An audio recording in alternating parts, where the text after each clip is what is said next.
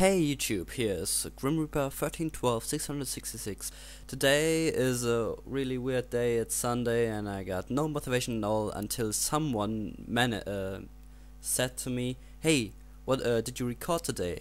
And I had that moment when you think, I have done nothing productive at all. So I'm here recording, I'm motivated, I got a friend in Skype. And I will read first Fallout Equestria, Chapter 1, then Sugar Cube Corner, and after that Nicht Cupcakes, or better known as Not Cupcakes, as some of you folks might be English. And after that, a new story. You will be surprised. It will be funny and, again, German, so just ask if you want to translate it. Let's begin with Fallout Equestria. Chapter 1. Out of the Stable. Quote, "Because in Stable 2, no pony ever enters and no pony ever leaves." Grey. The walls of the maintenance stalls were all a very monotonous, dull grey. But the particular wall I was staring at had the merit of being a very clean grey. Pip-bugs were notoriously hard and reliable, so being the stable's pip-bug technician meant that there were long periods of nothing to do. Being the pip-bug technician's apprentice meant that I was assigned all the mundane daily chores, while my trainer took extended naps in the back room. Chores like cleaning the walls. "This wall needs a mural." I let myself fantasize, picturing the overmare agreeing and ordering Pellet herself to turn our entire stall into one of her brightly colorful masterpieces. Pellet was the greatest painter in Stable 2, and like every skilled artist that made her a stable treasure. Life in Stable 2 invaluably began to eat at your spirit. You were born in the stable, you lived your whole life in the stable, you were going to die here, and the course of your life was largely laid out for you to see by your cutie mark party. So the overmare insisted that a new song be added to the stable's broadcast repertoire each week, that public areas were brightly painted and adored with uplifting and motivational murals, that regular parties were planned in the atrium, all in an effort to distract and stave off depression. Reality came crashing back as I started at the entirely blank grey. Beautifying maintenance areas was tragically low priority already, and the pip-bug technician stall was one of the least trafficked parts of maintenance. I felt my ears drop as I started to realize that I had been staring at this grey wall nearly every day for the rest of my life. Oh dear, is it really that bad? And there she was, Velvet Remedy, the gorgeous charcoal-coated unicorn with streaks of color, her white mane, and with a voice as smooth as silk and rich as finest chocolate, was standing in the doorway of my stall. I felt immediately grateful that I had finished the cleaning and simultaneously ashamed that the room was so beneath her. I couldn't believe she was standing there. I had seen her on stage above her late parties. I listened to her songs incessantly, recording every new one of my pip-bug, so that I didn't have to wait to hear it again. I admit it now, I had a crush on Velvet Remedy for years. Me and at least 300 other ponies. My mother used to laugh at it. "Little Pip," she would say, chortling with her friends. "Velvet Remedy's barn door doesn't swing that way." It took me a couple years to understand what my mother had meant by that, and took me several seconds to process that Velvet Remedy had just asked me something. Her? Wonderful response, little Pip. So elegant. I wanted to dig my way through the concrete floor and pull the chunks over the top of me. She smiled sweetly. She smiled at me, and in that amazing voice. "You looked so heartbroken when I came in. Is there anything I can do?" Velvet Remedy offered to help me. I was shocked back to my senses. Velvet Remedy must have some reasons to be down here. Some pip-bug reason. It wasn't like she would just go wandering about maintenance after all. Looking around, I realized this was the only pony on duty. My teacher was as usual asleep in his office. "Oh, no, it was nothing," I tried to regain composure. "How I may be of assistance?" Velvet Remedy's expression was both compassionate and unconvinced, but she lifted a forehoof, raising her pip-bug up to my gaze. A more elegant model than mine, with her initials and cutie mark, a beautiful bird with wings outstretched and beaked upon in song, embellishing it tastefully. "I hate to be bother, but it began to chafe. Could you replace the padding?" "Oh, absolutely. I was already levitating the special keys used to unlock a pip-bug from a pony foreleg. As an apprentice pip-bug technician, I had all manner of special precision tools in the pockets of my utility borden. I have it done in right quick. The pip-bug came off with a click. The Velvet Remedy chuckled hesitantly, lowering a hoof. Oh no, that's alright. Take your time. I'm going to put some salve on this leg back in my room and rest upon the afternoon. That's right. Velvet Remedy was performing at the Stable 2 saloon tomorrow night. I would have to polish it up, make it worthy of being worn above her hoof. If I spent all night on it, I could give it a full tune-up, have it running as smoothly as the day she got it, and still have it back to her before the show. Alright, I'll have it back to you by this time tomorrow. You won't be disappointed, I promise. She smiled at me again, and all the grey in the world couldn't darken my day. Thank you. And then she turned to go. I watched as her cutie mark disappeared around the doorway. Then she was gone. The next day, I was whistling one of Velvet Remedy's songs as I walked down the halls towards her room. Her pip-bug was hovering along beside me in a field of magical levitation, freshly padded with her best lining I could find, looking shiny and new. I was tired from a long night of work, but in high spirits. Velvet Remedy was going to be happy with my work.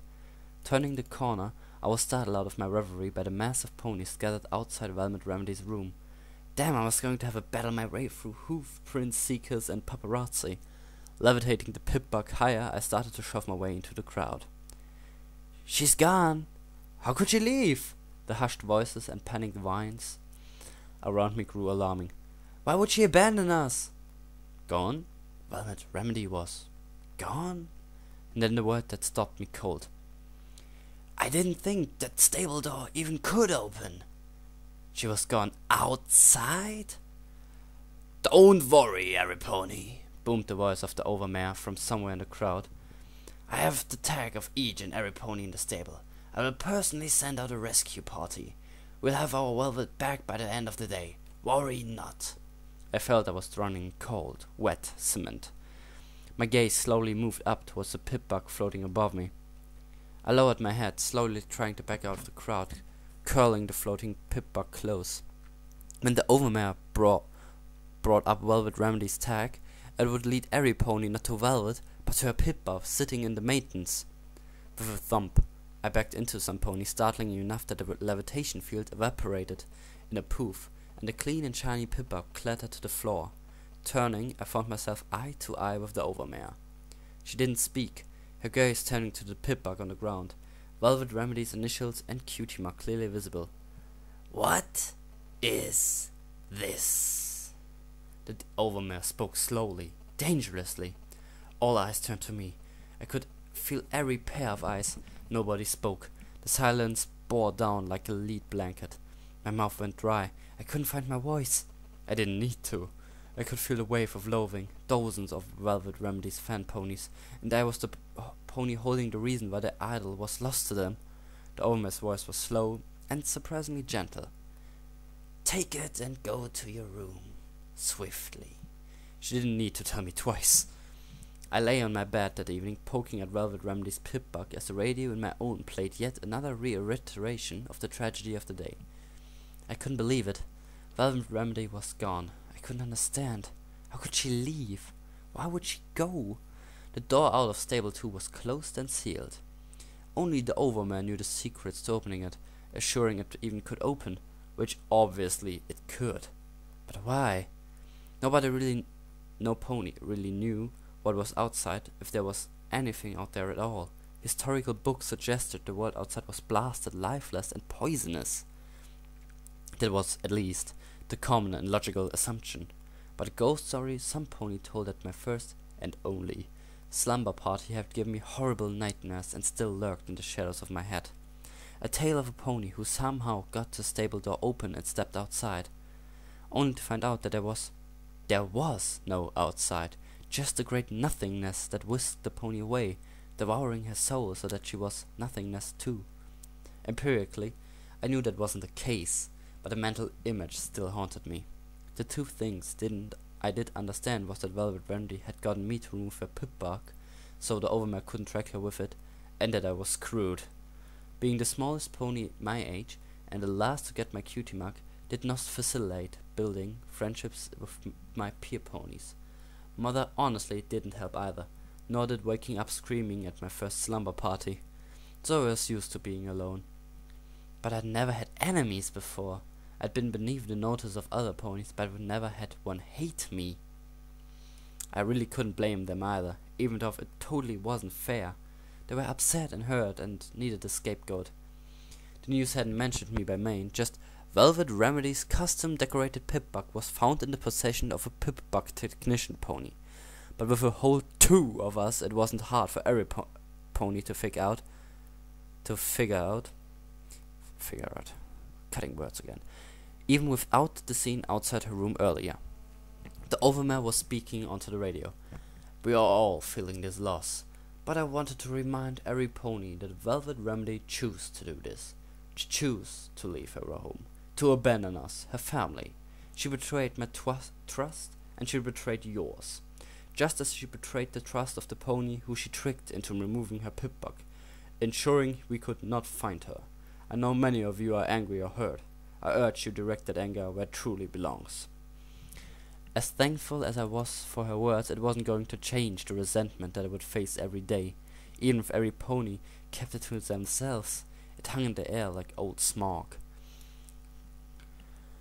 I distracted myself with the errant Pip-Bug, taking note of an encrypted file I had spotted yesterday, figuring it was probably an unfinished new song. I didn't want to open it then, both out of respect for Velvet Remedy's privacy and a dislike of spoilers, but I guess it didn't matter anymore. The song would never be played. Opening a pouch on my utility bargain, I withdrew an access tool that would allow me to remove the encryption safely and easily. It was a sound file. I played it. The override code for opening the door to stable 2S CMC3BFF. I should have been surprised. That code. I should have been surprised at what I heard. Swiftly, I turned off the radio and played it again. I didn't recognize the voice. It was female, kinda sweet, and had a strange accent that didn't sound like anyone in the stable. But now I knew how Velvet Remedy left. I must have sat there for hours, contemplating what I should do. But finally, I made my choice. I was going to go outside after her. I was going to bring her back. I stood there, staring at the huge steel door that sealed Stable 2 away from the horrors, or nothingness, outside, and at the 2 guard ponies who blocked my way. I had my saddlebags packed with apples and necessities, even a big book of arcane science for something to read. I had 2 canteens around my neck. I was ready to go, but the overmare was making sure there were no follow-up acts. Insistence and glowing looks weren't getting me anywhere. My horn glowing, but they stood their ground unimpressed. They weren't going to let me anywhere near the control panel. Hey, aren't you the filly who let our Velvet get lost outside anyway? One of the guards inquired daringly, taking a bullying step forward. The other guard looked away in disgust. I'm not sure if he was disgusted at me, or if he felt like the overmare seemed to about ponies wanting to take it out on me. I was kinda hoping it was the former, considering what I was about to do to them. Thud. The metal footlocker above them dropped onto their heads, knocking both out loud. Knocking both out cold. Earth ponies, they never see that levitating something up behind you trick coming. It was at the controls entering the passcode for Velvet Remedy's Pip-Bug when the overmare's voice boomed through nearby speakers. Stop! I order you to stop this instant! Yeah, that wasn't going to happen. Guards! I want every guard pony at stable 2 door. Stop that filly! Oh crap. My hooves flew up to the main switch to the door, and I prayed to Celestia that the code worked.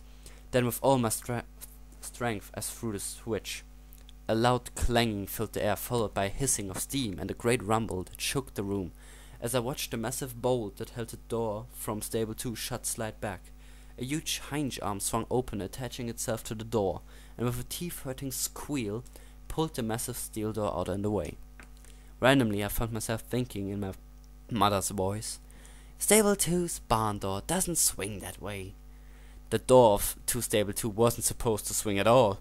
even though I threw the switch and I was stunned to see it actually happen.